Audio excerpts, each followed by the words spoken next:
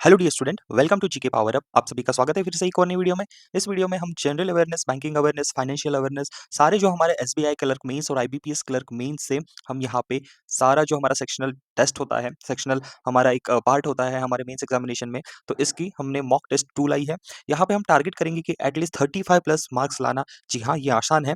नए पैटर्न के साथ क्वेश्चन डिस्कस करेंगे। यहाँ पे कुल 50 क्वेश्चन होंगे, एग्जाम ओरिएंटेड क्वेश्चन होंगे और ये पॉसिबल है। तो सबसे पहले आप सभी का धन्यवाद जिन्होंने भी मेरे पहले मॉक टेस्ट को इतना लाइक किया। सबके कमेंट्स आ रहे कि सर इस सीरीज को कंटिन्यू करिए, हमारा मेंस जो है वो टेस्ट आने वाला है। काफ़ी अच्छे क्वेश्चंस आपने लाए। सो आप सभी का थैंक यू। और आप देख सकते हो कि यहाँ पे कमेंट्स में बहुत सारे स्टूडेंट ने भी मतलब सराहना की है कि इस इनिशिएटिव की। सो अगर आप हमारे चैनल पे नए हैं तो प्लीज़ इस चैनल को सब्सक्राइब करना मत भूलिए और डिस्क्रिप्शन बॉक्स में नीचे मैंने टेलीग्राम चैनल की लिंक दे रखी है, उससे ज्वाइन जल्दी से हो जाइए ताकि इस टेस्ट की भी पीडीएफ आपको उस चैनल पे मिल सके। सो दोस्तों, let's start IBPS clerk, SBI clerk का मेंस का जो हमारा एक मॉक टेस्ट है, जिसमें मैं वेरिएशंस के साथ क्वेश्चन लाने की पूरी कोशिश किया हूँ, जिसमें हम इस मॉक टेस्ट में जनरल फाइनेंशियल अवेयरनेस और बैंकिंग अवेयरनेस का यहाँ पे ध्यान रखेंगे। लेकिन उससे पहले थोड़ी सी इंस्ट्रक्शन है टेस्ट शुरू करने के पहले, अगर आपने ये सारे वीडियोस नहीं देखे हैं, इसकी भी लिंक मैंने डिस्क्रिप्शन बॉक्स में दे रखी है, उसे भी देखना मत भूलिए दोस्तों। तो आज के टॉपिक में क्या होगा, सबसे पहले ये रहा आपका टाइमर। ऐसे ही हर स्लाइड्स में मैंने टाइमर लगाया हूँ। सो जैसे ही क्वेश्चन आया आपको तुरंत अटेम्प्ट करना शुरू करना है और लास्ट में मुझे आपका स्कोर कमेंट बॉक्स में दिखना चाहिए। ओके, उसके बाद अगर मैं बात करूँ तो यहाँ पे देखिए मैंने कवर क्या किया हूँ टेस्ट में। ठीक है, आपको पहले पता होना कि मैंने क्या कवर किया है। तो बैंकिंग एंड फाइनेंशियल अवेयरनेस के जिसमें मैंने 20 क्वेश्चन, इसमें थोड़ा सा पैटर्न चेंज किया है। पहले टेस्ट में मैंने केवल 10 प्रश्न लिया था, अब मैंने क्वेश्चन बढ़ाया हूँ क्योंकि मेजॉरिटी ऑफ द आपका पेपर एटलीस्ट अगर मैं कहूँ तो 65% का ये वेटेज कैरी करता है, और अगर बोल सके तो 50% भी। उसके बाद अगर मैं बात करूँ गवर्नमेंट स्कीम्स, जिसमें हम इकोनॉमिक्स जो करंट अफेयर्स है वो भी फॉलो करेंगे, उसके मैंने 5 क्वेश्चन लिया हूँ। Then follow up national, international, current और फिर स्टैटिक का मैंने इस वाले टेस्ट में थोड़ा सा ज्यादा वेटेज रखा हो। ऐसे ही आपके कहने के अनुसार आपको ये टेस्ट, मॉक टेस्ट आपके एग्जाम तक मिलते रहेंगे। और हाँ, इंपॉर्टेंट मंथ जहां से 2 मार्क आपके हर एग्जाम में पूछे जाते हैं, तो ये आपके लिए बोनस मैंने लाया हूँ। तो ऑब्वियसली चलिए बिना किसी रुकावट से शुरू करते हैं हम हमारी टेस्ट को। सो यहाँ पे सबसे पहला सेक्शन आपका आ रहा है बैंकिंग जागरूकता, मतलब banking and financial awareness. Okay, so all the best and let's start. चलिए, सबसे पहला आपका टाइमर शुरू हो गया है। प्रश्न मैं पढ़ता हूँ, आपको अटेम्प्ट करना है। As per the reserve bank of India का जो यहाँ पे एक नया नोटिस आया है, अनाउंसमेंट आया है, उसके तहत इफेक्टिव तो बोल रहा है कि as per the reserve bank of India announcement effective from 1st of the January. Okay, what is the maximum, okay maximum कुछ बोल रहे हैं amount that can be stored in UPI lite wallet. Okay, चलिए मैं आपको mock test भी solve करवाऊंगा और एक्सप्लेनेशन कैसे करना है ये भी दिखाऊंगा, समझाऊंगा। यूपीआई लाइट क्या होता है, देखिए यूपीआई लाइट क्या होता है, हमारे मोबाइल में ऑन डिवाइस वॉलेट होता है, ऑन डिवाइस वॉलेट फीचर होता है, जिसमें क्या हम छोटे मोटे जो पेमेंट है, जैसे 10 रुपए 20 रुपए, इस ऐसे छोटे जो मोटे जो पेमेंट है, इसको विदाउट यूपीआई पिन, जब भी अपने को कोई बड़ा ट्रांजेक्शन करना है या आप नॉर्मल ट्रांजेक्शन भी कर रहे हो तो यूपीआई का पिन जो पासवर्ड होता है उसके बिना पेमेंट नहीं होती। तो जनवरी में रिजर्व बैंक ऑफ इंडिया का यहाँ पे अनाउंसमेंट हुआ है कि 1 जनवरी 2025 से मैक्सिमम जो अमाउंट लिमिट है आपके यूपीआई लाइट, जो फोन पे देखो, गूगल पे देखो, उसकी वैल्यू क्या है। बहुत ही इंपॉर्टेंट क्वेश्चन है एंड हम आंसर की ओर बढ़ते हैं। Okay, so the correct answer is 5000। चलिए, आपका सही उत्तर अगर आ गया है तो बहुत ही आपको कॉन्ग्रेचुलेशन। मैं अब इसको थोड़ा समझाता हूँ। अगर आपको वीडियो लग रही है कि स्लो हो रही है तो आप वीडियो के 1x 2x पे इसको देख सकते हैं। यूपीआई 123 पे क्या होता है, 123 पे मतलब जो सादे मोबाइल्स होते हैं, आजकल नोकिया, सैमसंग, इनमें भी यूपीआई के द्वारा पेमेंट की यहाँ पे लिमिट्स और सुविधा दी गई है। तो यूपीआई 123 पे लिमिट्स पहले 5000 थी पर ट्रांजेक्शन, अब आप 10,000 तक कर सकते हो। ये एडिशनल इन्फॉर्मेशन जो हमारा प्रश्न है उसका सही उत्तर क्या है, यूपीआई लाइट की जो वॉलेट की लिमिट है वो पहले 2000 थी, अब यहाँ पे 5000 कर दी है। अब यूपीआई लाइट से आप एक साथ पहले 500 रुपए ही भेज सकते थे, लेकिन अब 1000 रुपए भेज सकते हो। तो इंपॉर्टेंट क्वेश्चन है, याद रख लीजिए। ओके, आगे बढ़ते हैं अगले बार। Who took as the new president of the associate chamber of commerce and industries of India Assocham in October 2025। आपका समय समाप्त होता है अब। सो इसका जो करेक्ट आंसर है, याद रखिए, निर्मल कुमार मिंडा, जिन्होंने यहाँ पे अपॉइंटमेंट हासिल की है, और Amitabh Chaudhary senior vice president है। तो निर्मल कुमार मिंदा को याद रख लीजिए, ये क्वेश्चन पूछ सकते हैं आपको। ओके, अगला जो आपका प्रश्न आ रहा है आपके सामने, in April which product of NPCI. Okay, सबसे पहले एनपीसीआई को समझा दूंगा। What expanded to handle bulk payment. Okay, अब देखो प्रश्न आपको एग्जामिनर ऐसे पूछता है। अब मैंने क्या किया, मैंने आपको क्वेश्चन में क्या किया, हाईलाइट कर दिया कि प्रश्न पढ़ते समय हमको ऐसे कुछ कीवर्ड है उसको हाईलाइट करना है कि भाई कौन सा प्रोडक्ट है। चलो एनपीसीआई की बात हो गई। ओके, हमने एनपीसीआई पढ़ दिया, कुछ तो वहां पे बोल रहा है कि अप्रैल में कुछ तो हुआ है एनपीसीआई की तरफ से। ओके, उस उन्होंने बोला कि एक्सपांड किया है। ओके, क्या एक्सपांड किया है कि कुछ हैंडल हो रहा है बल्क पेमेंट ट्रांजेक्शन का। ओके, तो कहीं ना कहीं रिलेशन बन रहा है एनपीसीआई का और बल्क पेमेंट ट्रांजेक्शन का। एज सच द डिसबर्समेंट, अभी बल्क ट्रांजेक्शन हो रहा है, आगे भी बताया कि बल्क ट्रांजेक्शन आपके सैलरी का हो रहा है, डिविडेंड का हो रहा है, सब्सिडीज का हो रहा है। तो क्वेश्चन पूछा है कि एनपीसीआई के अंदर एक प्रोडक्ट है, वो कौन सा है जो इन सबको हैंडल कर रहा है। तो चलिए मैं आपको बताता हूँ। सबसे पहले अगर बोलूँ तो हमारा नेशनल पेमेंट कॉर्पोरेशन जो ऑफ इंडिया है, वो 2008 में एनपीसीआई बना, जैसे यूपीआई उसके अंदर काम करता है। तो यहाँ पे अगर मैं आपको बात करूँ, तो ये इसका सही उत्तर होता है एनएसीएच। अब देखो, एनएसीएच क्या होता है? एनएसीएच होता है national automated clearing house, okay. NACH मतलब क्या होता है कि भाई आपका जो ज़्यादा बल्क वाला पेमेंट होता है, ठीक है? ज़्यादा बल्क वाला पेमेंट होता है, ज़्यादा पैमाने पे ट्रांज़ैक्शन जहाँ से होते हैं, उसको बोलते हैं हम इसके मतलब इस पोर्टल के द्वारा होता है, अ एक पूरी प्रोसेस से होता है। तो एनएसीएच मतलब नेशनल ऑटोमेटेड क्लियरिंग हाउस के द्वारा होता है, बल्क वाले पेमेंट, ओके। ये 24/7 होता है, बड़े पेमेंट्स में रुकावट आने की संभावनाएँ बहुत कम है। उसके बाद एनएसीएच ऑटोमेट रिकरिंग ट्रांज़ैक्शन। अब ये समझना इंपॉर्टेंट है, रिकरिंग ट्रांज़ैक्शंस क्या होते हैं? रिकरिंग ट्रांज़ैक्शंस ऐसे चीज़ जो मंथली होते हैं, ऑब्वियसली जो मंथली होते हैं, उसके बाद होते हैं एनुअली, एनुअली होते हैं, उसके बाद होते हैं ऑटोमेटिक। अब आप समझ गए होंगे मैं किस ओर इशारा कर रहा हूँ। अब आपने देखा होगा कि ऑटो पे हमारे मोबाइल में जो ऑप्शन आता है, तो ये उसके बाद अगर नेटफ्लिक्स के रिचार्ज मंथली लेवल पे होते हैं, उसके बाद आपकी ईएमआईज़ होती है, तो ये सब भरे जाते हैं इस पूरे प्रोसेस के द्वारा। तो याद करिए अप्रैल में पूछ सकते हैं कि कौन-सा प्रोडक्ट है एनपीसीआई का, नेशनल पेमेंट जो हमारा कॉर्पोरेशन इंडिया है, उसके अंतर्गत बल्क पेमेंट जो ट्रांज़ैक्शंस होते हैं, उसको हैंडल करने वाला ये जो है एनएसीएच है। आगे बढ़ते हैं, अगला प्रश्न आपका टाइमर शुरू होता है अब। Okay, what is the full form of SLR? SLR का फुल फॉर्म पूछा है और what does it primarily mandates? Okay, अगर आपने बैंकिंग की बेसिक्स पढ़ी है, तो आपको एसएलआर का पता होगा। नहीं भी है तो मैं समझा रहा हूँ। एसएलआर क्या होता है? सबसे पहले उत्तर देख लेते हैं। एसएलआर मतलब होता है आपका option number B, statutory liquidity ratio, okay. यहाँ पे कई रेशियो की बात हो रही है, ओके। लिक्विडिटी की बात हो रही है, ओके, जो मनी के रूप में होंगी, ओके। ऑप्शन नंबर बी तो समझ गया। देखिए, एसएलआर का मतलब क्या होता है, मैं आपको थोड़ा-सा सरल भाषा में समझाता हूँ। अभी मैं आपको अगर बोलूँ कि कोई बैंक है, ठीक है? कोई बैंक है और उसके पास क्या है? नेट डिमांड टाइम लायबिलिटीज़ मतलब उसके पास हमारा पैसा है, हम लोग जमा करते हैं, उसका पैसा नहीं है, हमारा पैसा है। आपने एक उदाहरण देखा होगा कि भारत में नीरव मोदी जैसे जो व्यक्ति है, पूरी की पूरी बैंक तबाह करके भाग जाते हैं। तो भाई मुझे एक बात बताइए, अगर कोई बैंक पूरा का पूरा पैसा डूब जाता है किसी एक व्यक्ति के कारण या वो जो भी होल उसमें नुकसान हो रहा है आम जनता का, तो ये जो हमारा पैसा होता है उसको बोलते हैं हम नेट डिमांड एंड लायबिलिटीज़ जो हम बैंकों के पास जमा करते हैं। अब एसएलआर में क्या होता है कि रिज़र्व बैंक ऑफ इंडिया बोलता है कि आपके पास जो भी आपके बैंक में पैसा जमा है, ठीक है? ये बैंक है, आपके पास जो भी बैंक में पैसा जमा है या आता है, उसके ऊपर एसएलआर लगेगा। मतलब आपको एक सिक्योरिटी, ठीक है? एसएलआर के मतलब रूप से आपको एक सिक्योरिटी रखना पड़ेगा, ठीक है? The bank has to keep certain percent of their हमारा जो पैसा है net time demand liabilities in form of liquid asset, ठीक है? कि भाई ऐसा जो पैसा आपके पास आता है, उसको आप सुरक्षित पद्धतशीर तौर पे अपने पास रखिए। मतलब कि ना आप उस पैसे को लोन में देख सकते हो, ठीक है? कुछ पैसा जो आएगा वो लोन में आप दे नहीं सकते। उसके बाद अगर वो पैसा अगर आप अलग से रख रहे हो तो उसको खर्च नहीं कर सकते, ठीक है? तो मतलब कभी भविष्य में ऐसी कुछ परिस्थिति आती है जिसमें बैंक डूब जाते हैं, तो ये जो एसएलआर वाला पैसा होता है इसका रेशो रहता है कभी 18%। अभी 18% कैसे? ये भी समझिए। अगर ये बैंक है, बैंक के पास पैसे डिपॉज़िट हो रहे हैं, ठीक है? बैंक के पास ₹10,000 आ रहा है, 10,000 का अगर 18% आप निकालो तो ₹1800। तो ये जो ₹1800 है ना, ये होता है एसएलआर, ठीक है? 18% का रेट जो होता है ये होता है एसएलआर का। और बाकी जो प्रतिशत पैसा बच गया, उसको आप रख दो अपने पास या जो भी हो, आप उसका लोन दो, कुछ भी करो, कुछ भी करो। लेकिन ये जो 1800 है, इसको बोलते हैं एसएलआर यानी भविष्य में कुछ ऐसा चीज़ होता है जिसके कारण आप यहाँ पे सिक्योर रखते हो, ठीक है? अब होता है इसमें इम्पोर्टेंट चीज़ क्योंकि ये मॉक टेस्ट है लेकिन कांसेप्ट समझना ज़रूरी है। ओके, अब एसएलआर में ये चीज़ होती है इम्पोर्टेंट कि आप जो लिक्विड एसेट्स रखते हो, उसमें क्या होता है कैश गोल्ड और गवर्नमेंट के जो होते हैं बॉन्ड्स होते हैं, ठीक है? तो गवर्नमेंट के बॉन्ड मतलब जब गवर्नमेंट को पैसा लगता है तो गवर्नमेंट क्या करती है, एक पत्र देती है, लेटर देती है, पेपर देती है जिसमें लिखा रहता है कि इतने-इतने अमाउंट का ये पैसा है और गवर्नमेंट की सिक्योरिटी रहती है। आई होप कि आपको ये कांसेप्ट समझा है, थोड़ा-सा देर हो गया, अगले प्रश्न की ओर आगे बढ़ते हैं। Which Indian bank launched the pay with mutual fund facility for UPI link investment in October 2025? Okay, तो pay with mutual fund facility किसने लाया है? तो ऑब्वियसली मतलब किसने लाया है? तो बजाज फाइनेंस ने, ठीक है? Option number C is your correct answer. तो पे विथ म्यूचुअल फंड आपका जो यूपीआई पेमेंट में रिवॉल्यूशन ला रहे हैं ये लोग कि म्यूचुअल फंड्स में भी आप पैसा यूपीआई के द्वारा डाल सकते हैं। ओके, तो बजाज फिनसर्व, ठीक है? आगे बात करते हैं। आपका टाइमर शुरू हो गया अभी।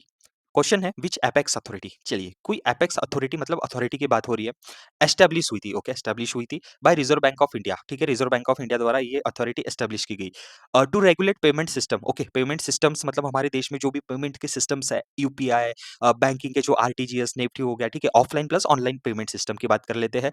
तो यहाँ पे भारत में हुआ है, ओके अब यहाँ पे गाइडलाइंस इशू हुई अक्टूबर में, बहुत ही इंपॉर्टेंट प्रश्न है हमारे एग्जाम के हिसाब से, ओके तो क्वेश्चन क्या है एपेक्स बॉडी कौन सी है, ओके अभी मुझे बताओ कि उन्होंने बोला है कि आपका पेमेंट सिस्टम एस्टेब्लिश हुआ है, रिजर्व बैंक ऑफ इंडिया ने पेमेंट सिस्टम को एस्टेब्लिश करने के लिए। अभी मुझे बताओ कि हो सकता है वो बोर्ड हो, ठीक है कोई बोर्ड हो, कोई काउंसिल अथॉरिटी हो, लेकिन इसका जो सही उत्तर है वो आपके स्क्रीन के सामने है, जिसको हम बोलते हैं payment regulatory board, okay payment regulatory board का यहाँ पे उल्लेख किया गया है। पेमेंट रेगुलेटरी बोर्ड का मतलब क्या होता है कि ये 6 मेंबर का एक बोर्ड रहेगा रिजर्व बैंक ऑफ इंडिया का, जहां पे भारत के अंदर जो भी देखिए पेमेंट दो ही तरीके से होते हैं, आप अपने फोन से करते हो जिसको हम बोलेंगे इलेक्ट्रॉनिक, ओके इलेक्ट्रॉनिक।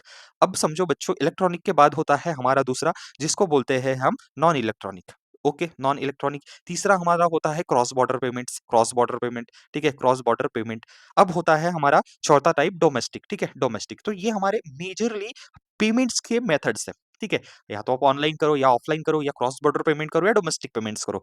भाई इन सब के ऊपर नजर रखने के लिए एपेक्स अथॉरिटी बॉडी है जो रिजर्व बैंक ऑफ इंडिया ने लाई है, तो इसका नाम है पेमेंट रेगुलेटरी बोर्ड। इसको पीआरबी भी कहते हैं शॉर्टकट में, और इसने रिप्लेस किया है, यानी पहले जो इसका बॉडी थी उसको बोलते हैं बी पीएसएस। तो क्वेश्चन पूछ सकते हैं कि पेमेंट रेगुलेटरी बॉडी ये जो है इसका काम क्या है, या रिजर्व बैंक ऑफ इंडिया ने ये जो है पेमेंट सिस्टम्स के लिए कौन सी बॉडी लाई है। अगला प्रश्न हो गया, लेकिन उससे पहले थोड़ी सी हिस्ट्री जान लेते हैं। रिजर्व बैंक ऑफ इंडिया के नए गवर्नर है आपके संजय मल्होत्रा सर। आरबीआई में 4 डेप्यूटी गवर्नर्स होते हैं, उनके नाम भी आपके सामने है। पहले है हाल ही में जो अपॉइंट हुए हैं शीरीष चंद्र मुर्मू, ओके इन्होंने 9 अक्टूबर को ज्वाइन किया है, और एम राजेश्वर राव को इन्होंने रिप्लेस किया है। डॉक्टर पूनम गुप्ता 2 मई 2025 को इन्होंने ज्वाइन किया है, और इन्होंने रिटायरमेंट के बाद जो माइकल पात्रा पहले गवर्नर थे उन्होंने चार्ज अज्यूम किया है। उसके बाद टी रविशंकर की बात करूं तो इनका एक्सटेंशन हुआ है, ठीक है। और उनके बाद अगर बात करूं तो स्वामीनाथन जानकीरामन जो है 2023 से अपने पोजीशन पे है। थोड़ी सी स्टैटिक की बात करते हैं, sir Osborne Smith reserve bank of India के पहले गवर्नर थे, और भारतीय जो गवर्नर है वो सीडी देशमुख। आगे बात करते हैं, उसके पहले आपको ये समझना जरूरी होगा कि रिजर्व बैंक ऑफ इंडिया जो है ये है, ये किसके कमीशन से बना था? तो स्टैटिक में पूछते हैं कि हिल्टन एंड कमीशन ने रिकमेंडेशन किया था, तब जाके रिजर्व बैंक ऑफ इंडिया बना था। ओके, आगे बात करूं दोस्तों तो एस्टेब्लिश कब हुआ था? 1 अप्रैल 1935 कलकत्ता में, और नेशनलाइज कब हुआ था आपका रिजर्व बैंक ऑफ इंडिया? 1949 में। तो चलिए आगे बढ़ते हैं हमारे मॉक टेस्ट में, लेकिन ये बहुत इंपॉर्टेंट है। अब देखिए यहाँ से भी आपके मॉक में प्रश्न पूछे जाते हैं, और पेपर में मैंने एक्सपीरियंस किया है खुद, जब ये ऐसे प्रश्न आते हैं। क्या पूछते हैं? चलिए आरटीजीएस का फुल फॉर्म बताइए, उसमें से आपको सब दे देंगे, बोलेंगे जी का बताइए, तो कभी एस का बताइए, तो पूरा याद रख लीजिए, रियल टाइम ग्रॉस सेटलमेंट। उसके बाद एनईएफटी, तो इसका फुल फॉर्म होता है नेशनल इलेक्ट्रॉनिक फंड ट्रांसफर। प्रवाह पोर्टल जो है ये आपका रिजर्व बैंक ऑफ इंडिया के द्वारा लाया गया है, तो प्रवाह का फुल फॉर्म होता है platform for regulatory applications validations and authorisation Pravaah, ठीक है। तो याद रखिए आरबीआई का जो एक रिटेल डायरेक्ट, जिसे क्या बोलते हैं आरबीआई आरडी या आरबीआई आरडीजी, जिसको बोलते हैं रिटेल डायरेक्ट ग्लिट। उसके बाद ईडीपीएमएस, आईडीपीएमएस का फुल फॉर्म क्या होता है? Export data processing and monitoring system. ये आप चिंता मत कीजिए, मैं पीडीएफ देने वाला हूँ बिल्कुल दोस्तों, कोई यहाँ पे पेड कंटेंट, मैंने खुद अनुभव किया है कि ऐसा किसी टीचर को मैं बुरा नहीं बोलूंगा, लेकिन बच्चों आप अपना पूरा समय देके ऐसे प्लेटफॉर्म्स पे आते हो, और पढ़ाने के अलावा कोई और बातें मुझे पसंद नहीं है, तो इसीलिए मैं डायरेक्ट आपको ऐसा नहीं कि उलझाऊँ बातों में, बस आप इस वीडियो को अंत तक देखिए। अगर इस वीडियो को आपको कुछ भी लगता है कि इन्फॉर्मेटिव चीज़ है, तो प्लीज़ कमेंट में बताइए कि यस सर मुझे पसंद आया है, आप इसको कंटिन्यू कीजिए एंड वीडियो को लाइक ज़रूर कीजिए। बस इतना ही मुझे चाहिए। आगे बढ़ता हूँ, सीआईएमएस का मतलब क्या होता है? सेंट्रलाइज़्ड इन्फॉर्मेशन मैनेजमेंट सिस्टम, ठीक है? ये रिपोर्टिंग पोर्टल है, ठीक है? जैसे आपको कोई ग्रीवेंस करना है, रिपोर्ट करना है, वो तो फुल फॉर्म पूछते हैं सीआईएमएस। उसके बाद उमंग पोर्टल भी पूछा जाने की संभावना है, जिसका फुल फॉर्म है unified mobile application for new age governance, okay. उसके बाद पीएफएमएस का मतलब होता है पब्लिक फाइनेंशियल मैनेजमेंट सिस्टम, और दीक्षा पोर्टल का जो यहाँ पे फुल फॉर्म होता है digital infrastructure for knowledge sharing, okay. तो DIKSHA ministry of education NCERT इसको देखता है, ओके। बहुत ही इंपॉर्टेंट है, the banking ombudsman scheme was merge into which scheme launch by the reserve bank of India, okay. सबसे पहले ये समझो कि बैंकिंग जो स्कीम है ऑम्बड्समैन, वो मर्ज किसके साथ की गई थी? इसका सही उत्तर मैं आपको दे रहा हूँ, आरबीआई इंटीग्रेटेड, ठीक है, ऑम्बड्समैन स्कीम। अब भाई ये क्या होता है बैंकिंग ऑम्बड्समैन स्कीम? देखिए, so it is a kind of and it is a simple and centralised platform to provide free and speedy resolution of customer complaints, customer की जो कंप्लेंट्स होती है, इसके द्वारा ये जो सेंट्रलाइज्ड और सिंपल प्रोसीजर के द्वारा आप इसमें अपने सॉल्यूशन पा सकते हो, okay. And it is related to banking, ठीक है? जैसे कि अब बैंक हो गया, नॉन बैंकिंग फाइनेंशियल कंपनीज़ हो गई या अदर कोई भी रेगुलेटरी एंटिटीज़ हो गई। सो यहाँ पे आपका अगर बैंक, ठीक है, आपकी कंप्लेंट 30 दिन में रिज़ॉल्व करने में असफल होता है, तो आप सीधा इस पोर्टल पे जा सकते हो, इस स्कीम के तहत आप एक्शन ले सकते हो। तो देखिए मैं आपको मॉक टेस्ट में क्वेश्चन भी करवा रहा हूँ, रिलेटेड है कि ऐसे क्वेश्चन आरबीआई ग्रेड बी में ये क्वेश्चन पूछ चुके हैं, तो मैं इसका सिंपल वर्ज़न आपके लिए लाया हूँ कि क्या क्लर्क में नहीं पूछ सकते? और मैंने आज की टेस्ट में वेरिएशंस लाए हैं कि आपके प्रश्न बैंकिंग अवेयरनेस के ज़्यादा हो। हर आपकी टेस्ट जो रहेंगी आपके क्लर्क के एग्ज़ामिनेशन तक, वहाँ पे बहुत वेरिएशंस देखने पड़ेंगे। बिल्कुल एग्ज़ाम वाला कंटेंट रहने वाला है एंड टू द पॉइंट चलेंगे। अगला क्वेश्चन आपके सामने, the reserve bank of India financial inclusion index, ठीक है? Financial inclusion index reserve bank का आता है for the year ending 2025, okay. यहाँ पे पूछ रहा है कि for the year ending March 2025 rose to what figure? Released in August 2025, okay. तो चलिए देखते हैं फाइनेंशियल इंक्लूजन इंडेक्स में क्या आया है, ओके। तो यहाँ पे रिज़र्व बैंक ऑफ इंडिया ने बोला है कि फाइनेंशियल इंक्लूजन इंडेक्स में इंप्रूवमेंट आई है। कितने दशमलव की? भाई पहले हम थे मार्च 2024 में 64.2% पे, अब हम आ गए 67% पे। तो देखिए reserve bank of India financial inclusion index 0 से 100 के स्केल्स में करता है। मतलब क्या होता है कि अगर मैं बात करूँ इंक्लूजन और एक्सक्लूजन का मतलब क्या होता है? फाइनेंशियल को अगर मैं हिंदी में बोलूँ तो वो होता है वित्तीय, पैसा। हर एक समाज के, सोसाइटी के तबके को एक ऐसे लेवल पे लाना, उठाना कि वो एक अपने आर्थिक सक्षम और सशक्त बने। तो यहाँ पे 0 का मतलब होता है एक्सक्लूजन, ठीक है? और 100 का मतलब होता है इंक्लूजन, ठीक है? तो अगर मान के चलो सेंटर पॉइंट 50, तो भारत अग्रसर है फाइनेंशियल इंक्लूजन की तरफ। तो याद रखिए ये जो परसेंटेज है, ये जो आपका फिगर है, ये पूछते हैं, ओके। आगे बढ़ते हैं दोस्तों अगले प्रश्न की ओर। The theme of 6th Elite's BFSI Game Changing Summit 2025 held from 22 to 24th August in Goa was, तो थीम क्या थी? Reshaping BFSI for India's first dollar trillion digital economy, okay. So यहाँ पे ऑप्शन नंबर बी जो है आपका सही उत्तर है। आगे बढ़ते हैं अकॉर्डिंग टू फाइनेंस मिनिस्ट्री। अब देखो मैंने जहां पे कीवर्ड को हाईलाइट किया है वहां से पढ़ो। फाइनेंस मिनिस्ट्री ने स्टेटमेंट दिया है कब? अगस्त 2025 में, कि India will need to grow to at about what rate? तो फाइनेंस मिनिस्ट्री बोल रही है कि भारत को कैसे ग्रो करना चाहिए और किस रेट से ग्रो करना चाहिए annually over the next decade to meet, हमारा जो एस्पिरेशन है to meet its developed economic goal by, हमारा जो गोल है इकोनॉमी को डेवलप होने का वो हासिल कर सके। तो आपका जो ऑप्शन है वो है option number C, that is 8% की हमारी वृद्धि दर होनी चाहिए जीडीपी की। आगे बात करते हैं अकॉर्डिंग टू एनपीसीआई। अगेन मैंने जो बोला था आपसे सबसे पहले कि एनपीसीआई, ठीक है, NPCI national payment corporation council of India, तो 2008 में ये बना था। तो एनपीसीआई का डेटा ये बहुत ही इंपॉर्टेंट क्वेश्चन है दोस्तों, इसे मिस नहीं करना है। According to NPCI data reported early in October 2025, the UPI transaction value in September, तो आपके ट्रांजैक्शंस वैल्यू भी क्लर्क लेवल पे पूछे जाते हैं।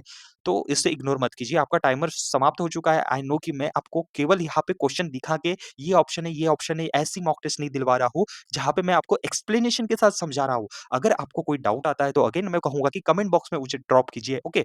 तो एनपीसीआई का डेटा है, अक्टूबर में आया है, पूछ रहा है कि सितंबर 2025 में कितने यूपीआई ट्रांजैक्शंस हुए हैं। तो ये देखिए मैंने अप्रैल से ही आपको पूरा डेटा दिया है और ये गवर्नमेंट के वेबसाइट का डेटा है, जिसमें 19.6 बिलियन का सितंबर में यहाँ पे ट्रांजैक्शंस हुए हैं, आप देख सकते हैं, ओके। तो ये जो है आपके यहाँ पे मिलियन में है और 24 यहाँ पे करोड़, ठीक है, 24 करोड़ 89 लाख 736, ठीक है। तो ये थोड़ा-सा देख लीजिए, ये डेटा होता है, पर अमूमन यहाँ पे चांसेस है या तो अगस्त का पूछे, पर हाई चांसेस है कि सितंबर का।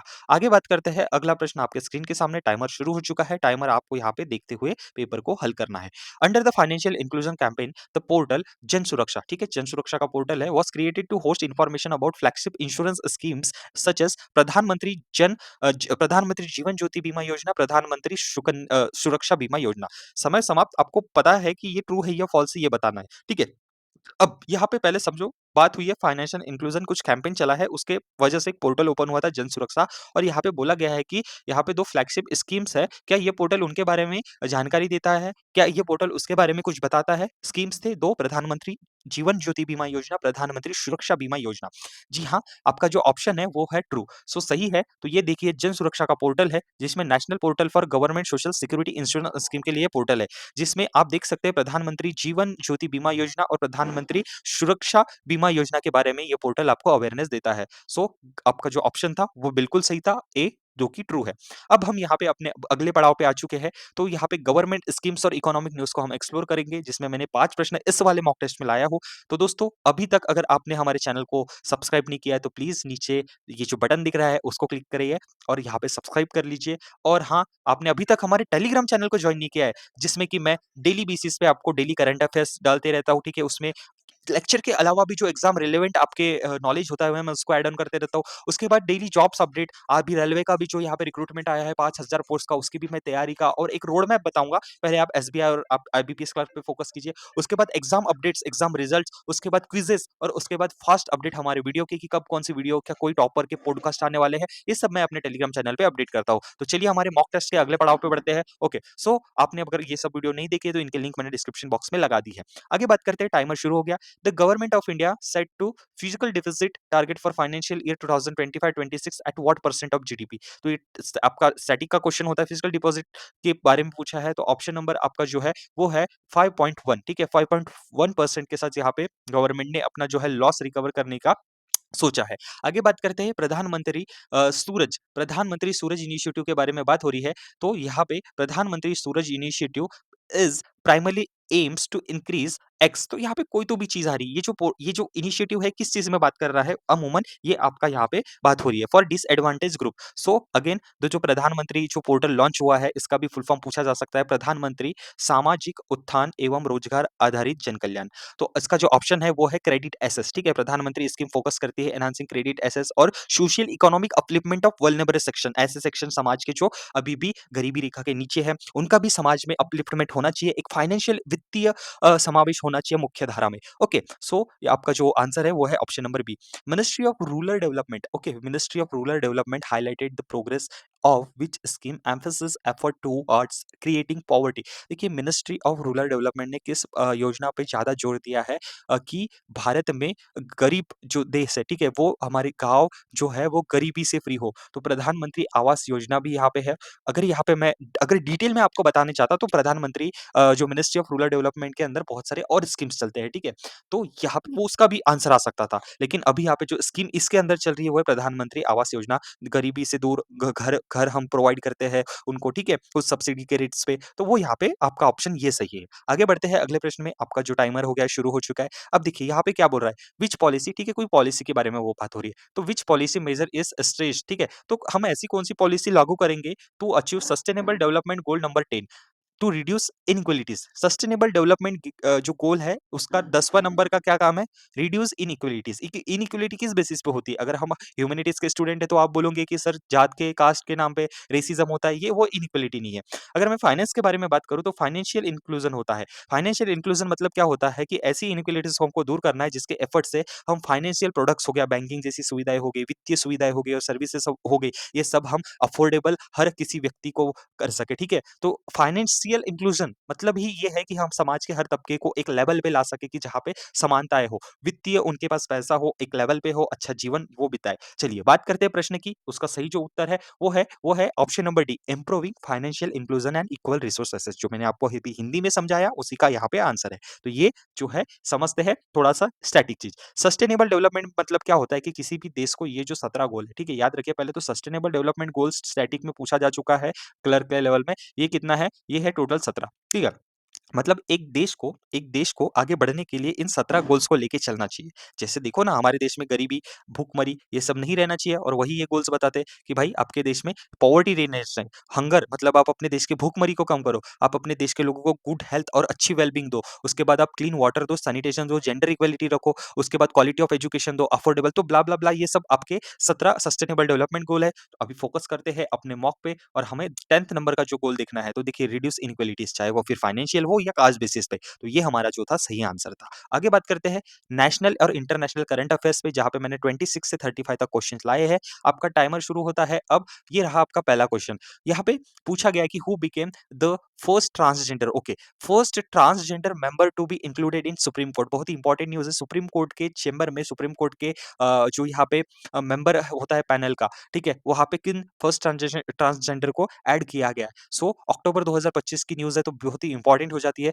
तो देखिए सबसे पहले अगर मैं अगर बात करूँ तो भाई आप पूछोगे कि सर कौन-सा पैनल है जहाँ पे इस फर्स्ट ट्रांसजेंडर को ऐड किया गया है? तो देखिए हमारा देश में कानून तो बनते हैं ना ट्रांसजेंडर के लिए कि वो शादी एंड ऑल कानून उसमें हम नहीं जाते। तो मुझे बताइए कि भई उनके लिए उनका भी तो पैनल हो ना, उनके में से भी तो कोई व्यक्ति हो ना, ऐसे जब निर्णय होते हैं या कोई और नया केस आ जाए, तो यहाँ पे देखिए पैनल क्या है, वो एक कमिटी फॉर्म की गई है सुप्रीम कोर्ट के द्वारा, जहाँ पे इक्वल अपॉर्च्युनिटी पॉलिसीज़ बनाए ट्रांसजेंडर लोगों के लिए। तो यहाँ पे इनका नाम है ऑप्शन इनका नंबर सी नाम है अक्काई प अक्काई पद्मशाली, राइट? अक्काई पद्मशाली इनका नाम है, तो याद रखिए एग्ज़ाम में पूछने की बहुत सारी हायर चांसेस होते हैं। ओके, अगला प्रश्न आपके सामने दोस्तों, तो which Indian company won 3 year contract के ठीक है, इंडियन कंपनी ने 3 साल का कॉन्ट्रैक्ट जीता है for to operate Indian visa application centre, ठीक है? तो वीज़ा एप्लीकेशन सेंटर के लिए यहाँ पे कौन से कंट्री ने जहाँ पे इसको मिला बीजिंग, शंघाई और ग्वांगज़ोंग ज़ोउ ये चाइना के हैं, तो यहाँ पे इनको कॉन्ट्रैक्ट मिला है। तो ऑब्वियसली ये इंपॉर्टेंट न्यूज़ हो जाती है, बीएलएस इंटरनेशनल सर्विस लिमिटेड को यहाँ पे इन्होंने चांस दिया है।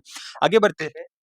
First bilateral naval exercise in Rocken started at Busan Naval Base in October 2025 between India and which country? तो देखिए यहाँ पे मैं आपको एमसीक्यूज नहीं डायरेक्ट यहाँ पे आपको स्लाइड के द्वारा समझाता हूँ क्योंकि ये पहली बार न्यूज हो रही है। तो पहली बार यहाँ पे भारत और साउथ कोरिया के बीच में पहली बायलैटरल नेवी की एक्सरसाइज होगी जिसका नाम क्या था इन रॉकेन, ठीक है। तो क्वेश्चन क्या पूछा है यहाँ पे कि ये जो है ये जो बायलैटरल है किसके बीच में हुई है, तो उसका जो है इंडिया, ठीक है, इंडिया और आपका साउथ कोरिया, ठीक है, इंडिया और साउथ कोरिया। तो याद रखना इंडिया और साउथ कोरिया के बीच में यहाँ पे ये जो है नेवी की बायलैटरल एक्सरसाइज हुई है। उसके साथ में ही एक एक्सरसाइज चल रही है, नेवल एक्सरसाइज है इंडिया और यूके के बीच में जिसका नाम है कोंकण। तो एग्जाम में पूछने की बहुत संभावनाएं है, आई कैन सी दैट ये क्वेश्चन फ्रेम होने वाले हैं। तो याद रख लीजिए अगर नहीं भी हुए तो आपके पास RRB PO RRB clerk examination है। तो the bilateral exercise between Konkan between Indian navy and the royal navy commence of the western coast of India. आगे बात करते हैं अगला, which city has declare the world, दुनिया की सबसे पोल्यूटेड सिटी अगस्त के दरमियान एक रिपोर्ट आई थी। सो ऑप्शन नंबर आपका यहाँ पे नहीं रहने वाला है, मैं आपको डायरेक्ट यहाँ पे नाम बताने वाला हूँ क्योंकि यहाँ पे ये जो सिटी है हनोई, ठीक है, हनोई यहाँ पे डिक्लेयर हो चुकी है दुनिया की सबसे ज्यादा पोल्यूटेड सिटी, ठीक है। अगर मैं वैसे ही भारत की बात करूँ तो सबसे ज्यादा शहर भारत के वो है आपके सॉरी मेघालय, मेघालय के बाद आता है दिल्ली, उसके बाद यूपी। तो याद रखिए अगर इंडिया की अगर बात करूँ तो इसमें मेघालय जो है आपका उसमें बद्रीनाथ जो है बद्रीनाथ, उसके बाद सीधा दिल्ली का नाम आता है। तो क्वेश्चन पूछेगा यहाँ से कि अगस्त में सबसे मोस्ट पोल्यूटेड सिटी कौन सी रही है, तो जिसका नाम है हनोई। ओके, चलिए आगे बात करते हैं। बिल commissions the Punatsangchhu two hydroelectric project in which country. तो जो हमारा भारत देश का जो है बिल मतलब जो इलेक्ट्रॉनिक इक्विपमेंट डिवाइसेस ये सब बनाता है, हाइड्रो जो पावर प्रोजेक्ट्स होते हैं उसको देखता है। तो उसने कौन से कंट्री में ये जो हाइड्रो इलेक्ट्रिक प्रोजेक्ट है जिसका नाम है पुनात शैंगशुई टू, तो ये किया है भूटान में, ठीक है। तो भूटान में जो भेल है उसने अपना हाइड्रो इलेक्ट्रिक प्रोजेक्ट जो है वो लगाया है। आगे बात करते हैं what is the full form of Pragati, ठीक है, एक पोर्टल है जो प्रोएक्टिव गवर्नेंस के लिए यहाँ पे रखा गया है। मतलब क्या है कि इस पोर्टल के माध्यम से आप देख सकते हो कि टाइमली इंप्लीमेंटेशन क्या हो रहे हैं, कैसे काम चल रहा है, कोई प्रोजेक्ट है, नेशनल हाईवे बन रहे हैं, उसके बाद आप कॉमन मैन के जो ग्रीवेंस है वो भी यहाँ से मतलब शिकायत कर सकते हो। उसके बाद मॉनिटर कर सकते हो कि जो सरकार के, केंद्र सरकार के, राज्य सरकार के बहुत सारे प्रोजेक्ट चलते हैं उनकी स्थिति क्या है, कि भाई वो 2018 में शुरू हुआ था, उसकी डेडलाइन थी 2024 लेकिन 2025 तक चल रहा है। तो आप वहाँ पे यहाँ पे आप रिपोर्ट भी कर सकते हो इस पोर्टल से। तो इसका फुल फॉर्म यहाँ पे पूछा है, सो इसका सही है proactive governance and timely implementation, right. Okay, आगे बात करते हैं विच इंडियन नेवल शिप, तो कौन सी भारत की नेवल शिप है जिसने कंडक्ट की है maritime drills with South Korean navy, डोंकस जियोनगैम, ठीक है। तो ये उनके नेवी का नाम था, उनके शिप का नाम था। हमारी शिप का नाम क्या है, तो ऑप्शन नंबर आपका जो है वो है B, that is INS Sahyadri, ठीक है। तो भारतीय जो सेना दल है उसका जो यहाँ पे एक है ग्रुप शिप है उसका नाम सीधा पूछा है तो वो है INS Sahyadri. Okay, who is the current president of Asian development bank. Okay, तो बहुत ही एक स्टैटिक का क्वेश्चन हो जाता है ये। तो आपका जो ऑप्शन नंबर ऑप्शन के पहले मैं अगर बात करूँ तो क्रिस्टीलिया जॉर्जिवा ये इंटरनेशनल मॉनिटरी फंड आईएमएफ के चेयरमैन हेड। अजय बांगा की अगर बात करूँ तो ये वर्ल्ड बैंक के प्रेसिडेंट है, चेयर है, हेड है, ठीक है। अगर मैं यहाँ पे बात करूँ तो हमारा सही आंसर होने वाला है that is option number C which is the Masatsugu Asakawa, ठीक है। ये जो है आपके 10 प्रेसिडेंट बने हैं एशियन डेवलपमेंट बैंक्स के। प्रीवियस वाले वीडियो में मैंने यहाँ पे आपको बहुत बैंक जो एशियन डेवलपमेंट बैंक है उसने लोन प्रोवाइड किया था, नॉर्थ ईस्ट का स्टेट है उसके डिस्ट्रिक्ट्स के डेवलपमेंट के लिए। तो देखिए क्वेश्चन वहां से भी बनेंगे। तो अगर आपने अभी तक वो जो वीडियो है देखा नहीं है मॉक का पहला, टेलीग्राम पे भी लिंक अवेलेबल है और डिस्क्रिप्शन बॉक्स में मैंने उसकी लिंक दे रखी है, बस आपको क्लिक करना है और पहले चैनल को सब्सक्राइब करके वीडियो को लाइक करना है और इस वीडियो को भी आपको लाइक करना करना ज़रूर है, ठीक है? अगर आपको ये पसंद आ रहा है, अगर आपको लग रहा है कि ये चीज़ आपके काम की है, तो प्लीज़ जाते-जाते ऐसे कमेंट मुझे करिए कि सर हाँ, हमें पसंद आया। तो मुझे लगता है कि कहीं न कहीं मेरे एफर्ट्स जो है आपके लिए वो व्यर्थ नहीं जा रहे हैं कि आपके तरफ से अगर कोई आउटपुट्स है, इनपुट्स है तो मैं उसको यहाँ पे अगले वीडियो में लाने की पूरी कोशिश करूँगा। ठीक है? Which ministry has launched the अपना घर इनिशिएटिव, ठीक है? अपना घर इनिशिएटिव कौन से मंत्रालय ने लॉन्च किया है? टू सपोर्ट ट्रक ड्राइवर्स के लिए during their long journey, okay. तो देखिए यहाँ पे जो आपका ऑप्शन नंबर सी है, ठीक है? Ministry of petroleum and gas, ठीक है? तो उसने अपना घर लाया है जिसमें 380 जगहों पे जो भी लंबे ड्राइवर्स चलते हैं ट्रक लेके, उनके लिए रहने की 4,665 4,767 बेड्स रुकने के लिए व्यवस्था, ठीक है? ट्रक ड्राइवर और टैक्सी ड्राइवर जो अक्रॉस इंडिया है, उनके लिए यहाँ पे करी गई है। ओके, अगला जो है दोस्तों आपके सामने एक न्यूज़ है, आप एमसीक्यूज़ पैटर्न में मैंने इसको नहीं लाया, लेकिन पूछने की पूरी संभावना है। खेलो इंडिया यूनिवर्सिटी गेम्स है, खेलो इंडिया यूनिवर्सिटी गेम्स इसका जो 5वां संस्करण है, इसका जो है वो घोषित हो चुका है, कहाँ पे होने वाला है? तो वो इस साल होने वाले राजस्थान, ठीक है? राजस्थान में। चलिए, अगली आपका जो है न्यूज़ वो उसके ऊपर बढ़ते हैं। अगला जो आपका मॉक का प्रश्न है, टाइमर शुरू हो चुका है, देख लीजिए। संचार साथी इज़ सिटीज़न, ठीक है? Citizen centric initiative of which government department? Okay, आपका समय यहाँ पे समाप्त होता है। तो देखिए कहीं न कहीं यहाँ पे हमारे बात हो रही है मोबाइल के फर्जीवाड़ा से बचने के लिए हमारे सिटीज़न्स के लिए बहुत इंपॉर्टेंट रोल प्ले करता है। तो संचार साथी जो सिटीज़न सेंट्रिक इनिशिएटिव है वो कौन से मिनिस्ट्री डिपार्टमेंट का है? तो वो जो सही उत्तर है दोस्तों उसका वो है डिपार्टमेंट ऑफ टेलीकम्युनिकेशंस, ओके। उसके बाद अगर बात करूँ तो देखिए यहाँ पे टेक्नोलॉजी लाई गई है गज रक्षक ऐप नाम से। तो गज रक्षक ऐप लाया है बांधवगढ़ मध्य प्रदेश के नेशनल पार्क ने, मध्य प्रदेश के गवर्नमेंट ने, जिसमें हम रियल टाइम एलिफेंट को मॉनिटर कर सकते हैं, मानव और यहाँ पे प्राणियों के बीच में संघर्ष होने से। उसके बाद नेशनल वाइल्ड लाइफ वीक भी पूछा जा सकता है कि हमने कब मनाया, तो अक्टूबर 2 से 8 तक हमने इस महीने अक्टूबर में 2025 में मनाया है नेशनल वाइल्ड लाइफ वीक। अब आ चुके हैं हम अपने वीडियो के लास्ट में जहाँ पे हमारे मॉक टेस्ट में कुछ होंगे स्टैटिक जीके और मोस्ट इंपोर्टेंट टर्म्स। तो इसके ऊपर से बेसिक आपका कोर्स और बेसिक आपके क्वेश्चन बनते हैं। तो चलिए शुरू करते हैं अपना प्रश्न। आपका टाइमर शुरू होता है अभी दोस्तों। Where is the headquarter of Fino payment bank located? So Fino payment bank का आपका हेडक्वार्टर है मुंबई में। So option number D is your correct answer. What is the full form of CRISIL? तो CRISIL का फुल फॉर्म होता है credit rating information services limited India, जहाँ पे बहुत सारी एजेंसी जो है विविध एजेंसियों को क्रेडिट करती है, ठीक है? क्रेडिट मतलब क्या होता है? जब भी मैं आपको पढ़ाता हूँ तो बोलता हूँ ना कि यार फॉरेन की एक है जिन्होंने रिपोर्ट दिया है, फॉरेन की एक एजेंसी है जिन्होंने हमारे भारत देश को रैंकिंग दी है, फॉरेन की एक एजेंसी है जिन्होंने हमारे एजुकेशन को रैंकिंग दी है। तो वैसे ही भारत के अंदर भी ऐसी कुछ बॉडीज होती है जो क्या करती है, रेटिंग्स देती है, क्रेडिट रेटिंग्स देती है। देखिए मैंने बोला ना कि रिसर्च करती है, एडवाइस देती है, उसके बाद अगर बात करूँ तो रेटिंग देती है, प्रॉपर रिसर्च के साथ, ठीक है? उसके बाद अगर बात करूँ तो बहुत सारे क्षेत्रों में भी रेटिंग्स देती है कि उसके द्वारा हम समझते हैं कि हाँ, हमें वहाँ पे इन्वेस्ट करना चाहिए, ये चीज़ अच्छी है या नहीं है। तो इसका फुल फॉर्म पूछा जा सकता है, ठीक है? उसके बाद अगर बात करूँ तो in which year first, okay, आपका आरआरबी के भी पेपर आ रहे हैं तो मैंने यहाँ पे कुछ स्टैटिक में क्वेश्चन डाला हूँ कि रीजनल रूरल बैंक को इस साल 50 साल पूरे हुए हैं और भारत में अभी क्या चला है कि वन नेशन वन आरआरबी। तो देखिए कि पहला ग्रामीण बैंक भारत में कौन-सा था और कब बना? तो देखिए कौन-सा था? उसका नाम है प्रथमा यूपी ग्रामीण बैंक, ठीक है? अभी उसमें पंजाब नेशनल बैंक का मतलब ये है, हिस्सा है। तो पहला भारत का ग्रामीण बैंक था प्रथमा यूपी ग्रामीण बैंक। 1975 में जी इसको लागू किया गया था, एस्टेब्लिश किया गया था। चलिए रीजनल रूरल बैंक, ठीक है, आरआरबीज़ के बारे में अगर मैं बात करूँ तो यहाँ पे मिनिस्ट्री ऑफ फाइनेंस ने अभी एमलगेशन में कितने 15 आरआरबीज़ का यहाँ पे एकत्रीकरण किया है अंडर कौन-सी? वन स्टेट वन आरआरबी, ठीक है? वन स्टेट वन आरआरबी, ठीक है? तो याद रखो ये जो था इनिशिएटिव चला था। तो मैं मॉक के साथ-साथ ना आपका क्या डेवलप कर रहा हूँ कि अन्य जो स्टैटिक चीज़ें हैं और यहाँ पे ये चीज़ें भी पूछे जाते हैं। देखिए मैंने बोला पहला ग्रामीण बैंक प्रथमा ग्रामीण बैंक, ठीक है? उसके बाद एस्टेब्लिश कब हुआ था? किसके कहने से? तो ये कमिटी जैसे आरबीआई किसके इसमें से हुई थी? कौन-सी कमिटी थी? वो कौन-सी कमिटी थी? मुझे कमेंट बॉक्स में ज़रूर बताइए, ठीक है? आरबीआई कौन से कमीशन से बना था? तो हिटलर यंग कमीशन उसका सही था। अब यहाँ पे नरसिम्हन कमिटी, ठीक है? नरसिम्हा कमिटी जो है इसके कहने से रिकमेंडेशन से आपका जो रीजनल रूरल बैंक से वो बने थे। अगर आरबीआई में ओनरशिप किसकी रहती है? ये भी पूछा जाता है। तो देखिए यहाँ पे अगर बात करूँ दोस्तों तो अगर आप देख सको तो स्टेट गवर्नमेंट का ज़्यादातर रोल यहाँ पे रहता है। आप देख सकते हैं 15% स्पॉन्सर बैंक्स के रहते हैं, ठीक है? स्पॉन्सर बैंक जैसे अभी कौन था? आपका पंजाब एंड नेशनल बैंक प्रथमा में, तो उसका स्टेक और आपके राज्य सरकार का और 50% आपके यहाँ पे किसका रहता है? वो रहता है सेंट्रल गवर्नमेंट का। ओके, चलिए तो आगे बात करते हैं